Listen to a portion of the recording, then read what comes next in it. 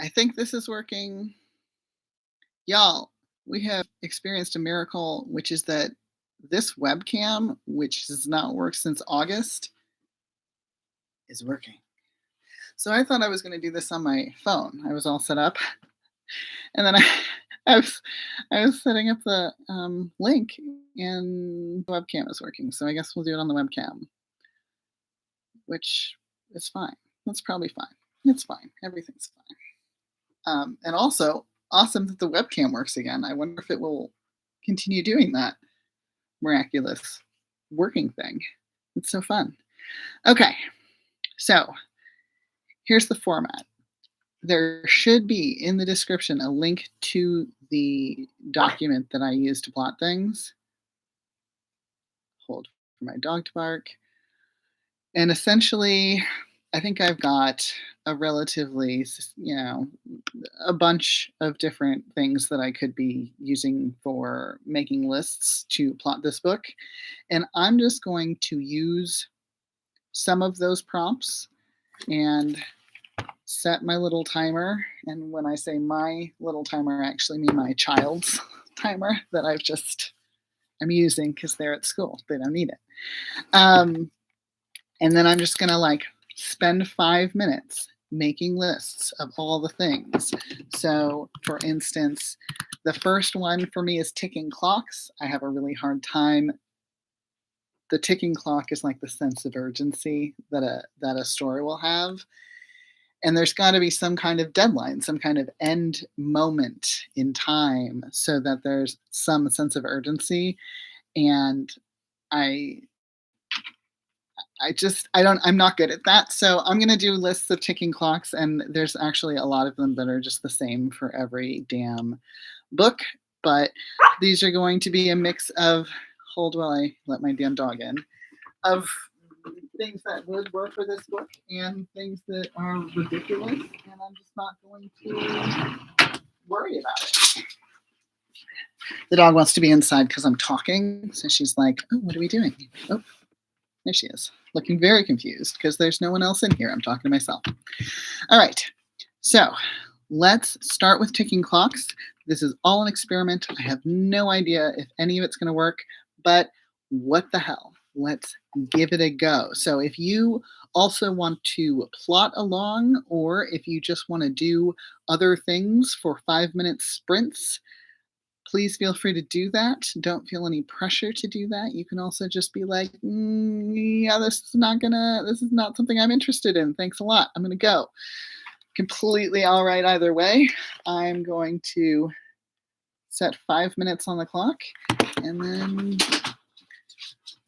hope the animals don't have some sort of freak out while I'm trying to do a live stream. Okay, 5 minutes and go.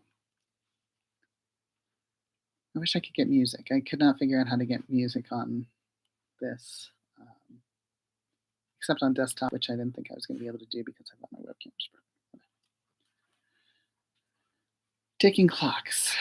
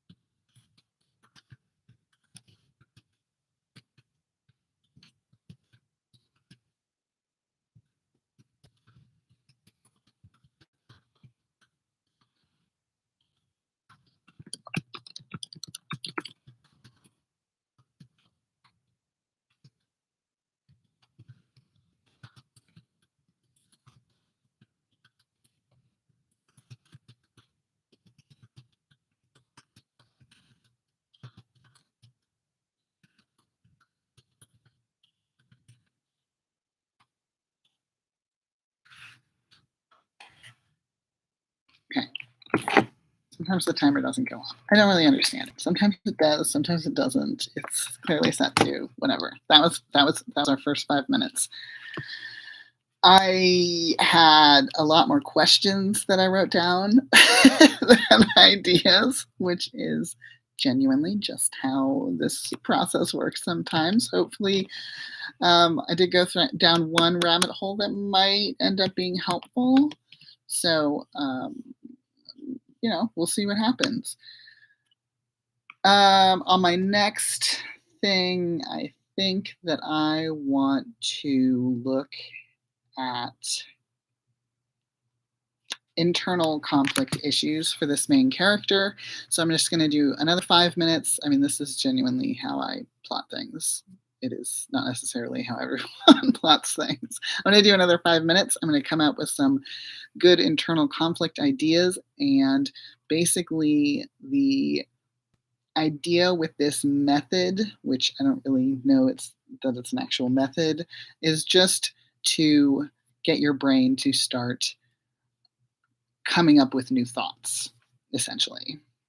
If I am too rooted in my old thoughts, then I get bored. I just want to come up with at least 3 really interesting ideas that my brain can play with, before I start writing this book tomorrow, I guess.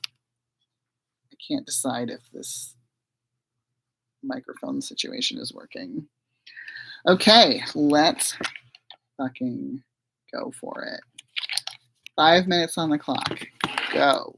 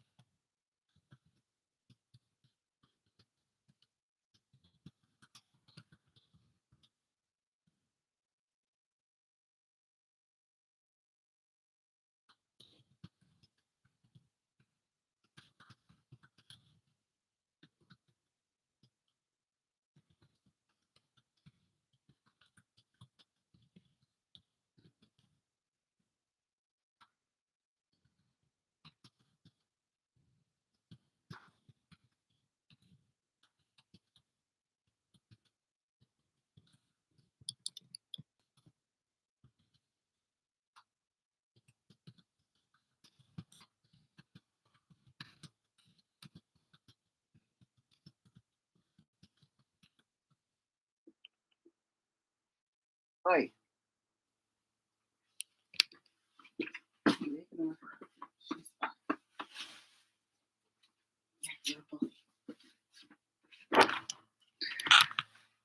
Okay, that's 5 minutes on that, and also my cat's a bully.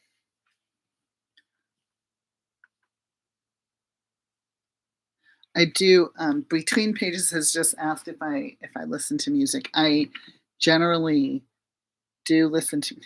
She's such a bully. She's just gone from the dog trying to boot the dog out of the place where she is to trying to boot the other cat out of the place where she is. Is my microphone hitting this hoodie? Because I am really sorry if it is. Siggles, will you just live your life, please? She thinks she wants to go outside, but it's cold out there. Between Pages asked about music. I actually wanted to find a way to do music on the live stream, but it all required software that I didn't think I'd be able to use because I didn't think I had a webcam. So yes, I often do listen to music.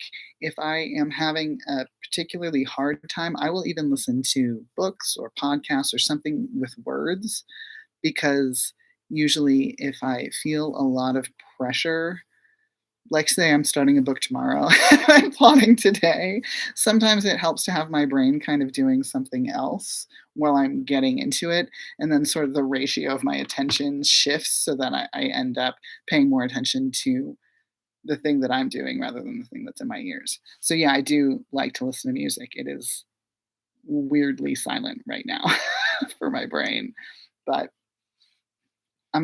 I couldn't figure out how to get music playing, and I just kind of gave up on it. Okay, what are we doing next? Again, I have a lot of questions. Kind of one of the fun parts, and I wish also that I could screencast, which I kind of think that I should be able to do. I'm just not sure how. Well, let's see. Okay, we'll try that for the next one. Okay, this is all an experiment. I don't know what I'm doing, so we're gonna play with this. I'm gonna make sure I don't have like, my social security number up or something. I'm working in Obsidian, and these are all just, bear in mind, there's no punctuation necessarily or capitalization or anything. These are just really raw ideas. And I'm going to try to share my screen. Let's see. We have to do something in system preferences.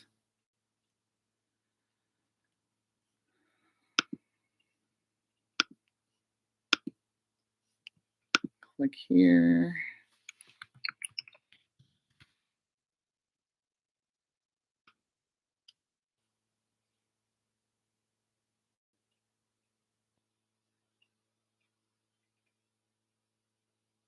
Huh.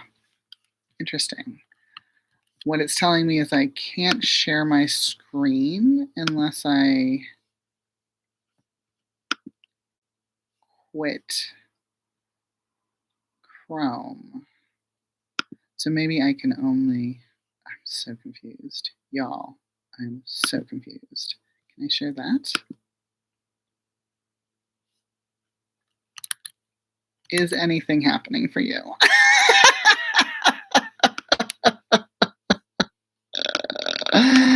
Okay, maybe we just can't do that right now. Oh, hello. Someone feline. Thank you for the feedback. I think I'll have to work on that for next time, because I think I'd have to end the stream in order to do that. Anyway, so what I am going to do is go back through the two that I've just done and actually do some highlighting and see if, because sometimes, there's stuff that I'm writing down just because I need to be writing for 5 minutes and anything that comes out is fine. And then there's also things that I want to go back to. So I'm going to do a little highlighting, and then we'll come back for another sprint. I think if I were recording this instead of doing it live, this would be the point at which I'd probably like do some fast forwarding and creative editing and screen sharing and things. But you know, we're learning things. Maybe I will narrate a little. So for my ticking clocks, I think that one of the main ones is going to be having a job starting. I suspect that is probably one of the better ways of doing this. We do have the hotel, so I think having the business is going to collapse or something is going to happen with the hotel if they don't figure out what is haunting the speakeasy. That feels like something that I could attach a timeline to. I went deep into a rabbit hole of Matilda's family. So I kind of think that maybe that's Ezra's bestie slash maybe semi-requited love interest, but he doesn't know it's requited is kind of how I'm feeling this dynamic. I feel like maybe he's there because this is her family. Her family is involved in this.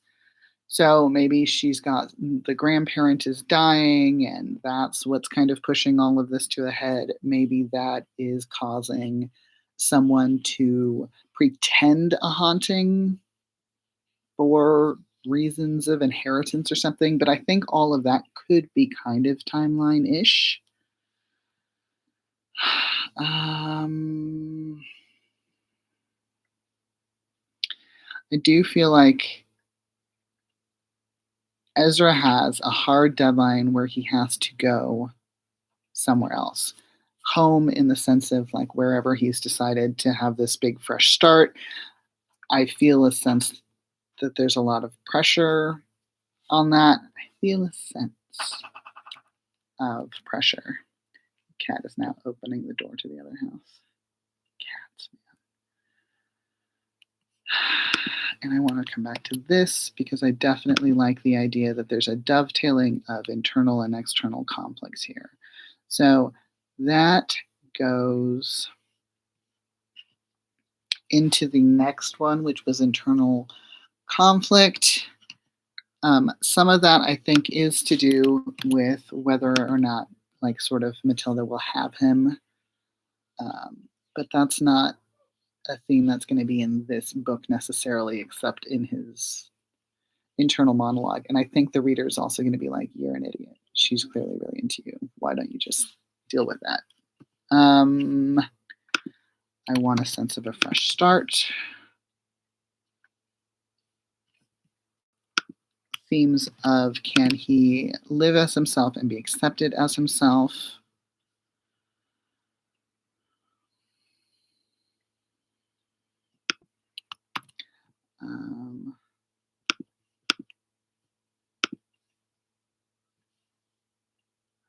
Okay. Definitely feelings of isolation. Searching for community, searching for family when your own family of origin is not meeting that need. And the age-old conflict that is in all of my books, which is longing for companionship versus fearing vulnerability and exposure.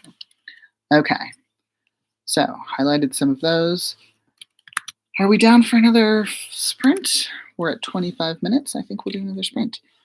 I'm really sorry. I wish I could. I wish I'd known that the webcam was going to work for this because I would have planned it much differently. So if we end up doing this again, and I'm kind of enjoying yammering on about things, I will sort that out, and then you guys will have more interesting things to look at.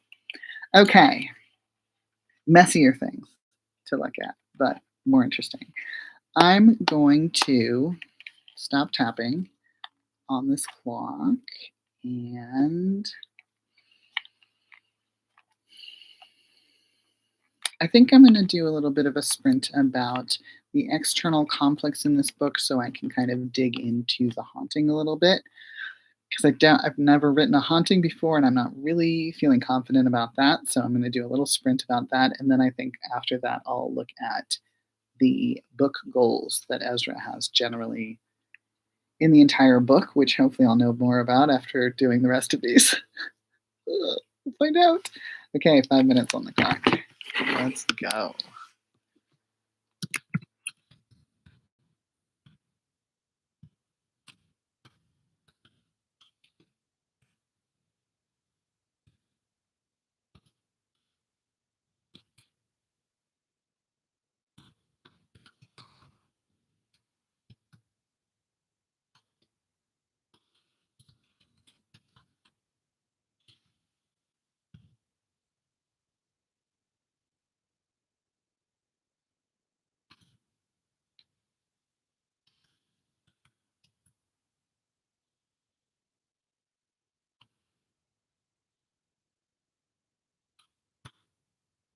I just had a very hard time spelling footsteps.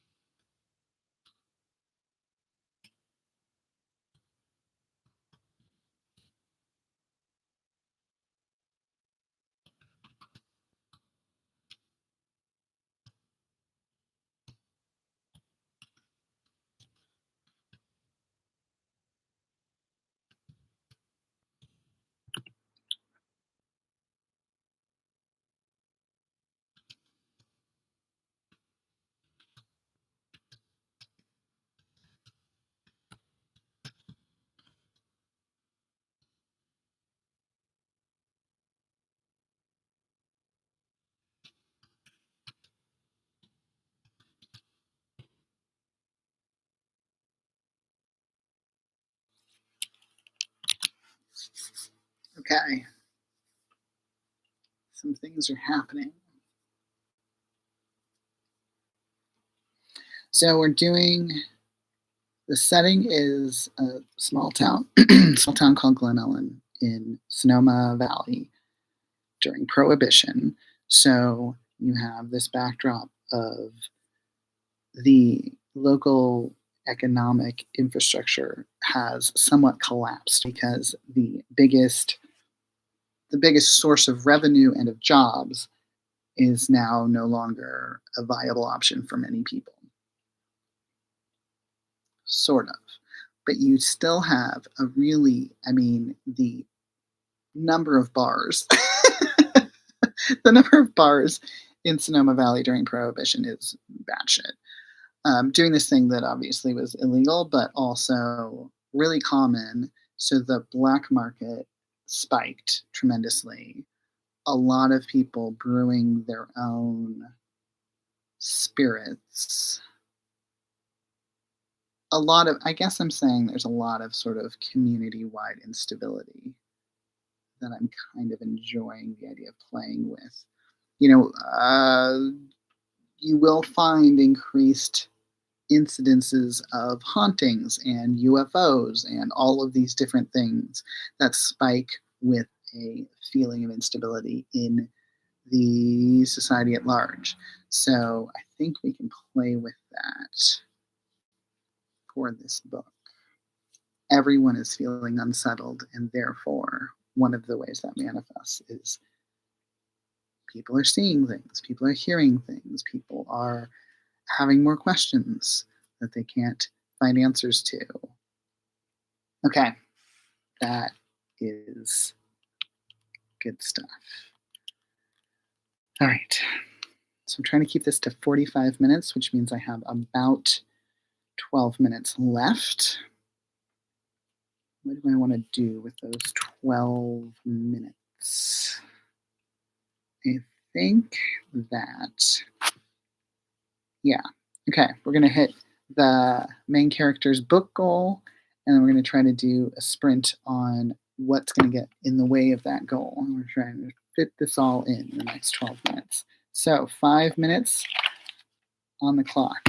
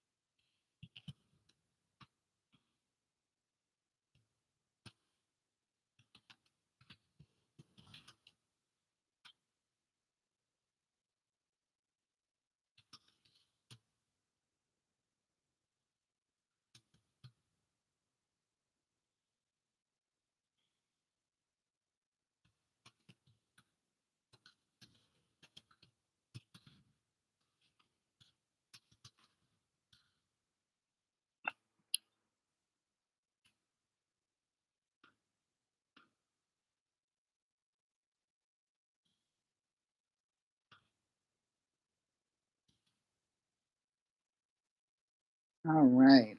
Y'all, I'm getting excited. So, I mean, this is what I love about this. I'm not going to get to the other one. I'm just having so much fun with this.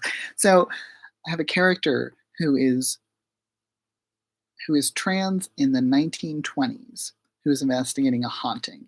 So, I really hadn't fully parsed out how delicious that is in terms of providing metaphor for this character. You have a character who fundamentally isn't supposed to exist, investigating a thing that doesn't exist, or maybe it does. So I think this is delightful, and I'll have to kind of think about how to not fuck it up, but I'm pretty excited. Like, I think that I have been thinking of these characters as sort of a Mulder and Scully dynamic. Like, Ezra's the one who believes, and Matilda is the one who's like, yeah, look, I think it was a draft. But the reason that that may feel much more pointed to Ezra is that he is a person who is not necessarily what he seems to be. So if you're calling out that, like, this doesn't exist because I can't explain it, that is who he is, and he's going to feel like kind of personally attacked by that. So I think that is delightful. I don't know if I can write that, but I for sure can appreciate the potential for it. So that's really fun. And I might have gotten there eventually while writing the book, but it's really nice to start from a point of understanding these kinds of things before you start writing, because you just get to have more fun with it. I mean, it's like you're packing your car for a journey, and it's more fun if you have the necessities on board rather than getting an hour and a half into your 12-hour drive and going like, oh, I got to stop for things that I have to like figure out where to go now and what I'm doing, and like, God, I wish I'd done this earlier. It's not a perfect metaphor, but that is how it feels. It feels like I'm about to embark on a journey, and the more ideas I can have on board at the start of that, the better the journey is going to be. So, yeah, this has been delicious. Yeah, I'm also really aware that this book, taking place in the 1920s, is also taking place against a backdrop of the end of the First World War. Lots of complicated inherited things from that. So I don't want to completely erase that as a context for this story. Spiritualism had a huge boost after the end of the First World War because people wanted to be able to contact their loved ones, and there was a really strong, intense need to believe that this world was not the only thing. There was a need to find comfort in the idea that there were other things that we could not see. So all of that feels like puzzle pieces that can potentially work together if I don't fuck it up. Literally how I go into every book. This could be really good if I just don't fuck it up. I think we're going to call it. I'm pretty excited. I'm going to go do some work on the actual Save the Cat beat sheet for this book. So that is if you are interested in the template that I shared. That's like the second tab is the Save the Cat sheet with the formulas built in. So yeah, if you're into that, that's what I'm going to be doing after this, but I'm not going to do that on screen. And I think that's it. Thank you so much to y'all who have watched in real time. I appreciate you going on this weird little experimental journey with me.